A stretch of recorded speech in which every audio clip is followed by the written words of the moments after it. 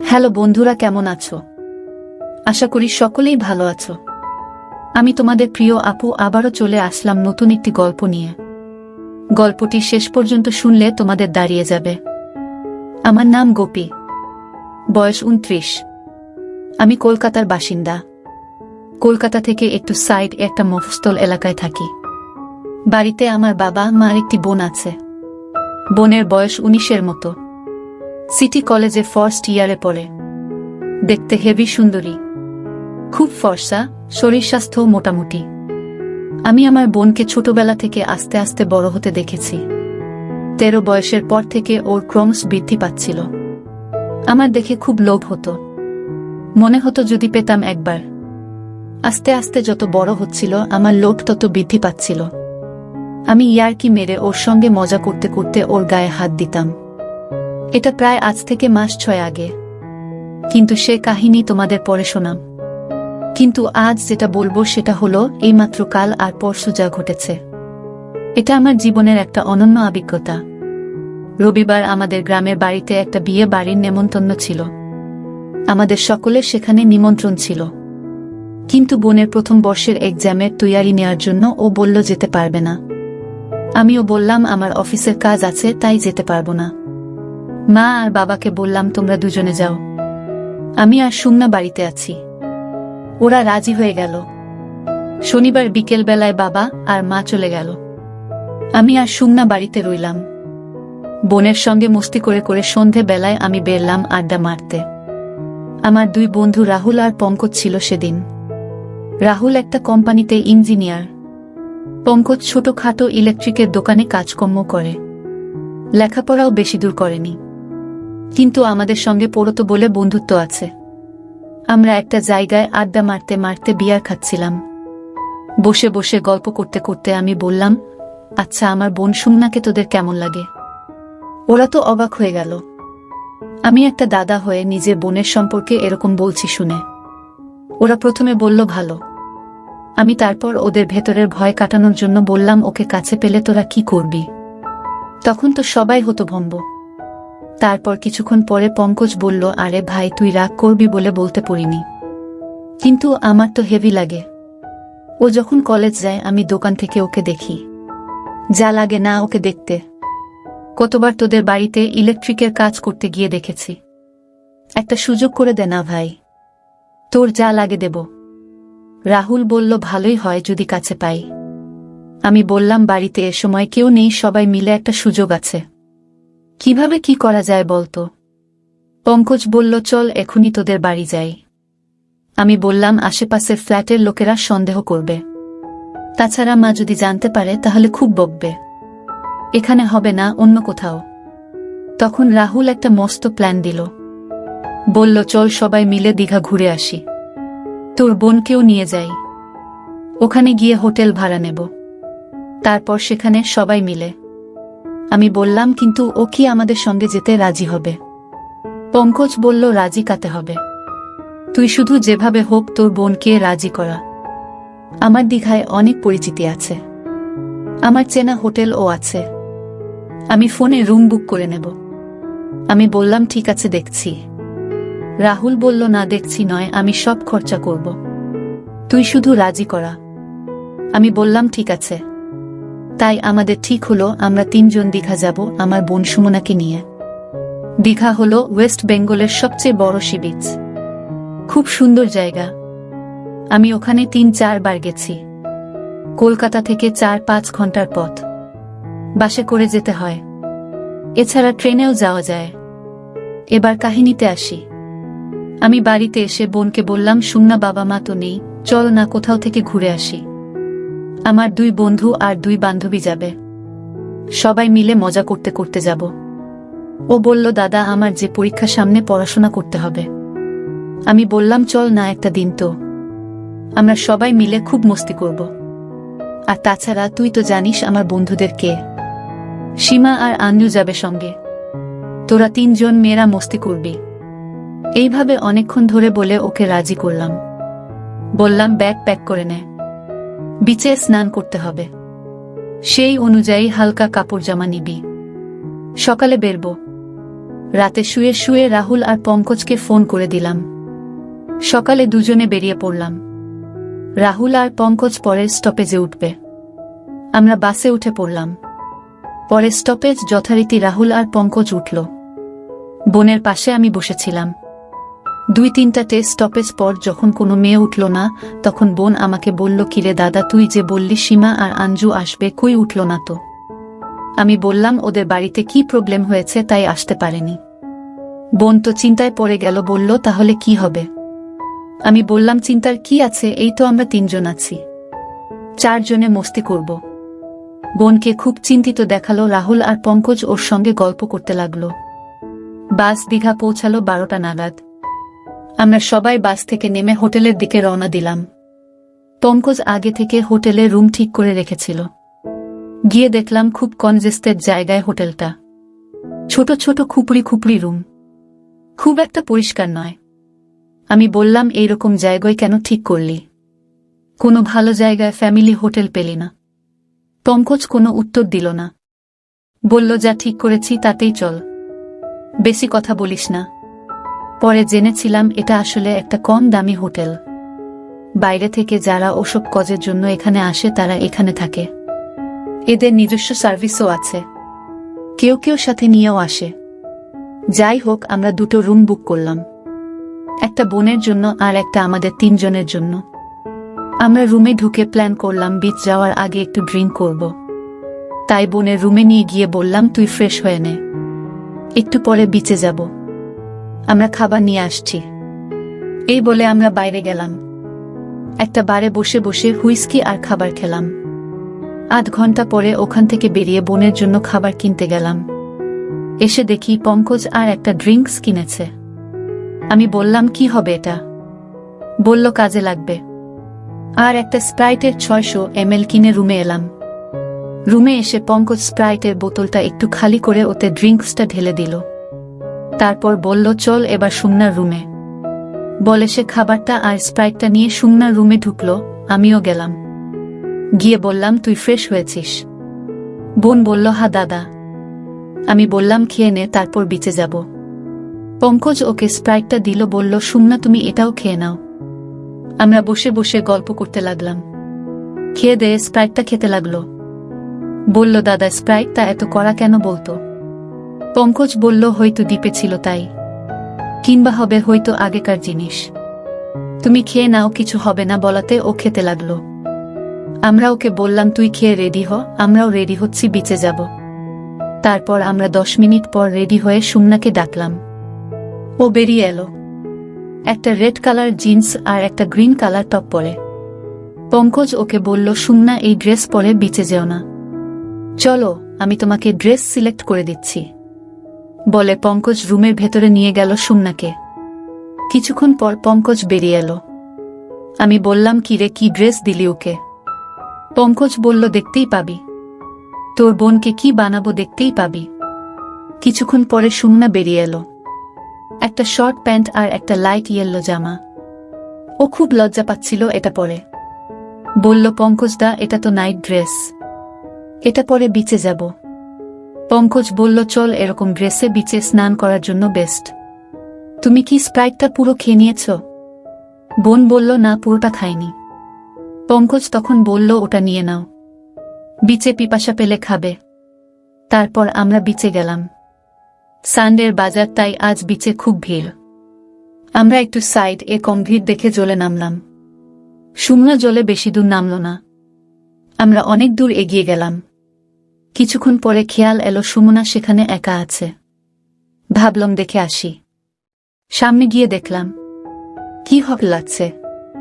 আশেপাশের কিছু চ্যাংড়া ছেলে ওকে হা করে দেখছে, আর বোন সেটা সম্পূর্ণভাবে বুঝতে পেরে অস্বস্তি ফিল করছে।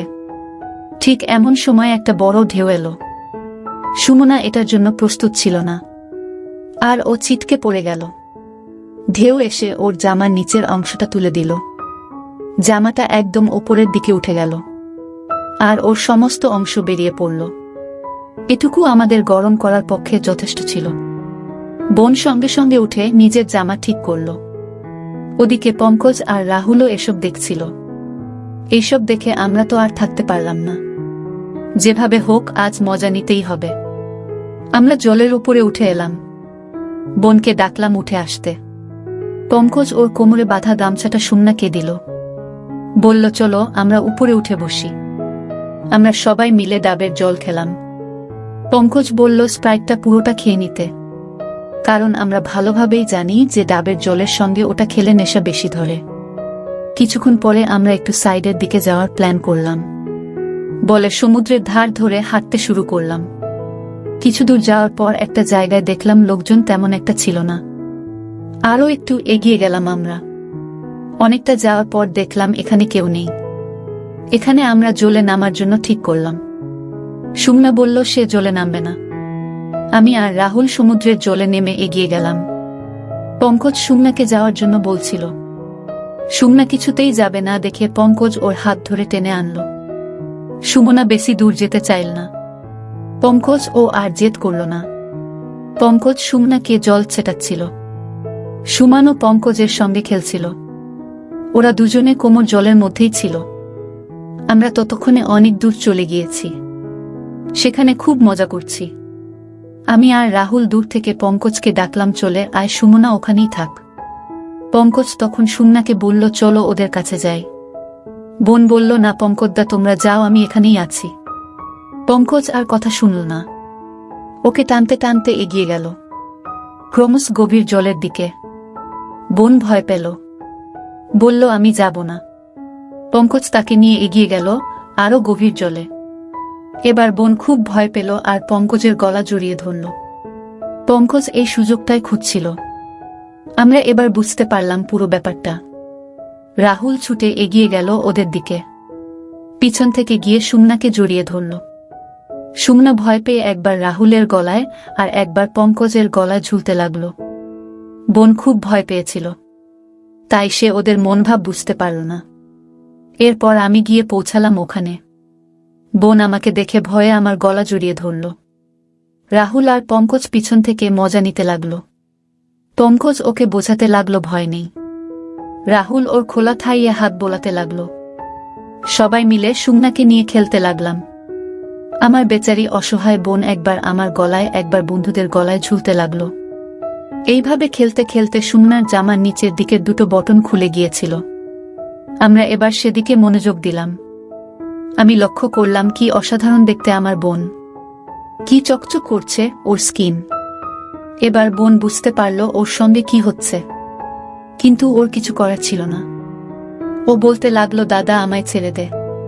আমরা ওকে জলের উপরে বসিয়ে দিলাম। তিনজন মিলে অবাধ খেলায় মেতে উঠলাম। তারপর পঙ্কজের গামছাটা আমি ওকে দিলাম, সেটা দিয়ে বোন তার নিচে বেঁধে আমাদের সঙ্গে হোটেলের দিকে রওনা হলো। হোটেল গিয়ে আমরা সবাই বোনের রুমে ঢুকলাম। বোন ওই অবস্থায় বিছানায় বসে কাঁদতে লাগলো। ভাবতে লাগলো কিভাবে ও আমাদের কাছে বিলি হয়ে গেল। তখনও কি আর বুঝতে পেরেছিল যে ওর সঙ্গে আরো কি কি হতে চলেছে। কিন্তু আমাদের তখন ওর অবস্থা ভাবার মতো সময় নেই। পঙ্কজ এসে ওকে বিছানার ওপরে ফেলে দিল। আমার বোন সুমনার অবস্থা ওঠার মতো ছিল না। সে একদম চুপচাপ শুয়েছিল। প্রচণ্ড ক্লান্ত অবস্থায় মাঝে মাঝে ফুপিয়ে ফুপিয়ে কাঁদছিল, কোনো কথা বলছিল না। পঙ্কজ আর রাহুল ওকে তুলে ধরে আস্তে আস্তে বাথরুমে নিয়ে গেল। আমিও গেলাম পিছু পিছু। বাথরুমে গিয়ে আমরা তিনজনে মিলে সুমনাকে স্নান করিয়ে দিলাম। ভালো করে সাবান মাখিয়ে সুমনাকে স্নান করিয়ে দিলাম। আমরাও স্নান করে নিলাম। তারপর স্নান করে বেরিয়ে সুমনাকে ভালো করে মুছিয়ে দিলাম আর নিজেরাও মুছে নিয়ে চুপচাপ বেড়ে শুয়ে পড়লাম। আফটার অল সবাই খুব ক্লান্ত ছিলাম, তাই সবাই ঘুমিয়ে গেলাম। বোনের ঘুম ভাঙল সন্ধে বেলার একটু আগে। ঘুম ভাঙতেই নিজেকে সকলের মাঝে ওই অবস্থায় পেয়ে খুব কাঁদতে শুরু করল। ওর কান্নায় আমারও ঘুম ভেঙে গেল। আমি ওকে বুঝিয়ে বললাম যা হয়েছে ভুলে যেতে, কিন্তু বোন খুব কাঁদছিল। পঙ্কজ ও রাহুলের ঘুম ভেঙে গেল। ওরাও বোনকে বোঝাতে লাগলো যা হয়েছে সব ভুলে যেতে। পঙ্কজ বলল আমাকে খাবার আনতে, সবার খুব খিদে পেয়েছে। সুমানা ও কিছু খেয়ে নেবে। আমি উঠে ড্রেস পরে খাবার আনতে বেরিয়ে গেলাম। ওদেরকে বললাম তোরা এবার আমাদের রুম যা আর সুমানা ড্রেস পরে নিক। ওরা বলল হ্যাঁ তুই যা, আমরা দেখছি। আমি তো বেরিয়ে গেলাম খাবার আনতে। 10-15 মিনিট পরে খাবার নিয়ে রুম এসে দেখলাম ওরা সবাই একই অবস্থায় আছে। আমি তো অবাক হয়ে বললাম, কিরে তোরা এবার যা রুম এ, এসব কি হচ্ছে এখনো? এবার ওকে একলা ছেড়ে দে। বোনের কান্না আরো বেড়ে গেল আমার কথা শুনে। সে আমার কাছে ছুটে এসে বলল, দাদা ওরা আমাকে ব্ল্যাকমেল করছে। ওরা মোবাইল এ আমার ফটো আর ভিডিও রেকর্ড করে রেখেছে। এখন ওরা আমাকে ব্ল্যাকমেল করছে। আমি রাহুলকে বললাম, কিরে এসব কি করছিস? পঙ্কজ বলল, চিন্তা করিস না ভাই, তোর বোনকে আজ দীঘার সার্ভিস বানাবো। আমি তো খুব রেগে গেলাম। বললাম, চল তোরা এবার এ ঘর থেকে যা।